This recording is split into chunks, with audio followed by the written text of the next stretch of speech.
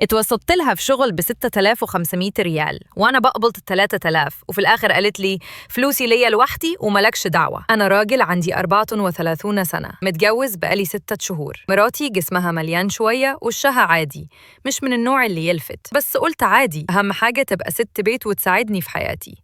خدتها معايا السعودية، وبعدين لقيت إن التمريض شغله كويس وفلوسه حلوة. قلت لها ليه ما تشتغليش؟